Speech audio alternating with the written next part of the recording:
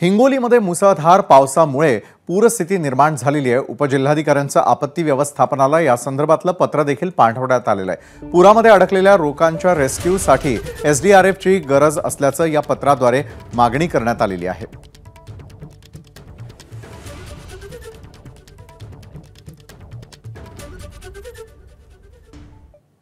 मराठवाड्याला पावसानं चांगलंच झोडपून काढलेलं आहे। हिंगोली आणि परभणीमध्ये मुसळधार पाऊस झालेला तर अनेक घरांमध्ये पाणी देखील शिरलंय, तर जनजीवन विस्कळीत झालेलं आहे। पाहूयात याचा आढावा घेणारा आमचा हा रिपोर्ट।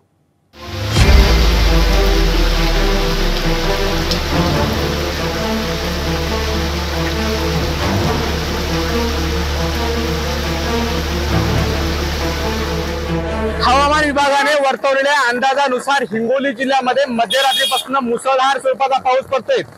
हिंगोली शहरामध्ये या पावसामुळे पूर परिस्थिती निर्माण झालेली आहे। या पूर परिस्थितीची भीषणता मी तुम्हाला एबीपी माझावर दाखवणार आहे।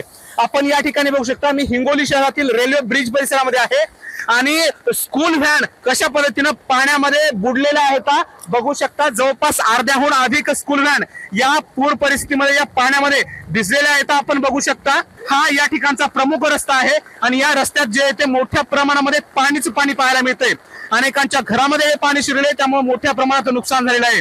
एकंदरीत हिंगोली शहराची जर आढावा घ्यायचा झाला तर हिंगोली शहरातील सिद्धार्थनगर, इंदिरानगर यासह अनेक भागामध्ये जे ते मोठ्या प्रमाणामध्ये नागरिकांच्या घरामध्ये पाणी शिरलेलं आहे।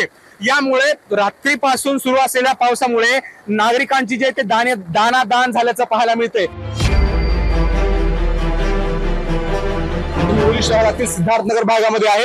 या ठिकाणी घरामध्ये अक्षरशः गुडघ्या इतकं पाणी शिरलेलं आहे। अगदी गुडघ्या इतकं पाणी घरामध्ये साचलेलं आहे आणि त्यामुळे घरामधील संसार उपयोगी साहित्य पूर्णपणे नुकसान झालेलं आहे। आणि हा या ठिकाणचं हे सगळं दृश्य बघू शकता। जे वापरायचे भांडे आहेत ते सर्व भांडे पाण्यावर तरंगत आहेत। जे संसार उपयोगी साहित्य, अन्नधान्य पूर्णपणे पाण्यामध्ये भिजवून गेलेलं आहे। येथील ग्रामस्थ आहेत, यांचं काय म्हणणं आहे ते बघूया। मला सांगा, काय काय नुकसान झालं, किती पाऊस घरामध्ये शिरला, काय झालं? पुण्यातलं पाणी गेलेलं आहे सर घरामध्ये। माझ्या घरातल्या खाण्यापिण्याच्या वस्तू सगळ्या अस्तव्यस्त झालेल्या आहेत। कपडे भिजलेत, माझे भांडेवर तरंगत आहेत सर माझ्या घरामध्ये। म्हणजे घालायला सुद्धा कपडे राहिलेले नाहीत आमच्याकडे, एवढं आम्ही भिजलेलो आहोत।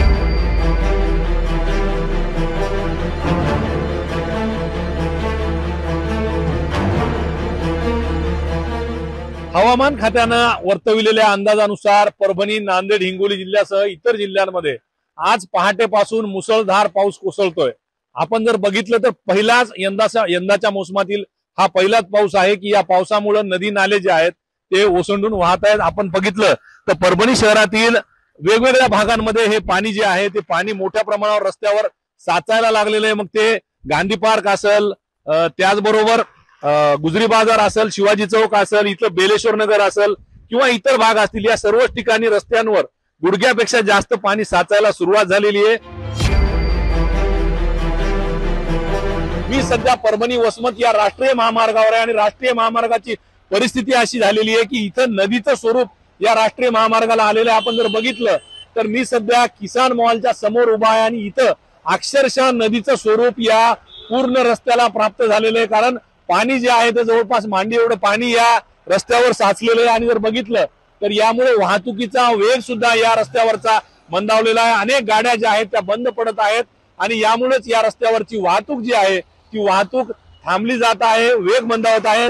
आणि ही परिस्थिती केवळ इथलीच नाही तर दोन्ही बाजूची ही परिस्थिती आहे। वसमतकडून परभणीकडे येणारा हा दुसरा भाग आणि परभणीकडून वसमतकडे जाणारा हा इकडचा भाग जर बघितला, दोन्हीकडेही मोठ्या प्रमाणावर पाणी साचलेले आहे आणि याच पाण्यातून ज्या गाड्या आहेत त्या गाड्या लोकांना काढाव्या लागत आहेत। एबीपी माझा, उघडा डोळे बघा नीट।